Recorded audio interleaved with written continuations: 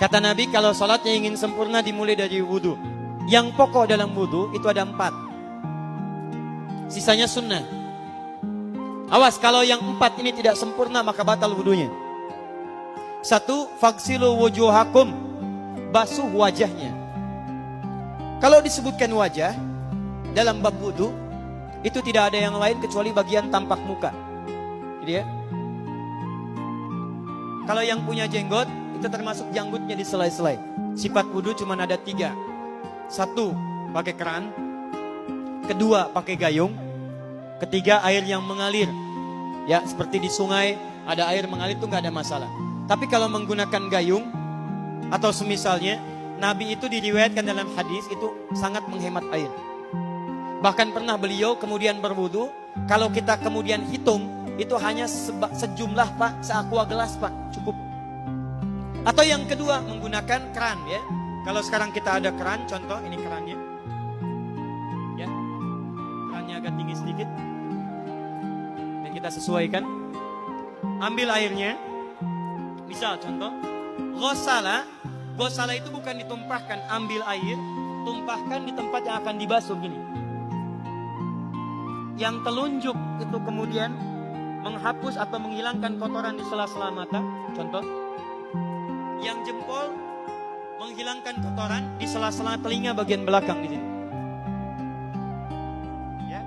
Kalau misalnya saya mulai ambil airnya, kemudian saya tumpahkan di sini, yang telunjuk membersihkan di jari-jari di sini, di sela-sela mata. Yang jempol kemudian membersihkan di sela-sela di bawah telinga sini. Kemudian di selesai. 1. Tahan sebentar ya, ini praktek dulu sebentar. 2. Wa aidiakum ilal marafiq, ini yang sering keliru. Dan tangan sampai siku, bukan dari siku ke tangan. Jadi saat kita mengambil air wudhu, ambil airnya, tumpahkan dari sini ilal marafiq sampai ke siku ke sini. Balikan lagi ke depan.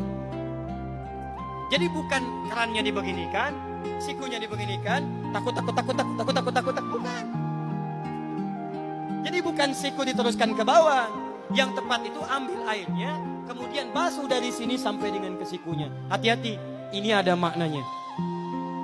Dan jika benar di hadis Muslim, jika orang wudunya benar seperti ini, maka bersamaan dengan jatuhnya air wudu itu, jatuh pula dosa-dosa dan kotoran yang melekat pada anggota tubuh.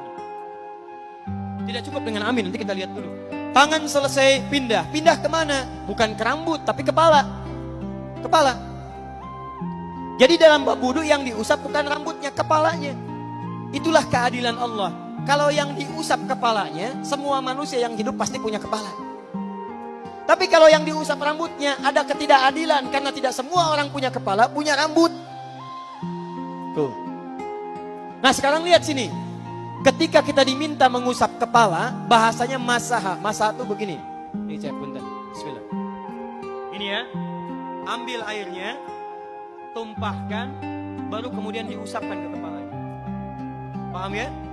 Kalau yang ghosala, ambil, tumpahkan di tempat yang akan dibasuh. Tapi kalau masaha, hati-hati. Ambil airnya, tumpahkan, baru diusap. Jadi bukan diambil air, tumpahkan di kepala. Yang dibasuh kepalanya bukan rambutnya. Jadi kalau ada laki-laki sudah dandan, sisiran, rapi, tiba-tiba keran dibuka, yang diusap cuma rambutnya, ulak. Itu batal wudunya. Tidak sah. Terus diulang. Terakhir kaki. Kaki dibasuh sampai dengan bagian mata kakinya, dan ini tidak perlu saya terangkan karena mudah bagi kita untuk mempraktekannya. Tapi yang ingin saya jelaskan satu ini saja. Perhatikan baik-baik. Yang 4 ini wajib wudu. Tambahannya sunnah. Niat dimasukkan dalam wajibnya. Lihat sini. Kumur-kumur sunnah. Telinga sunnah. Istinsyak sunnah. Yang 4 ini wajib.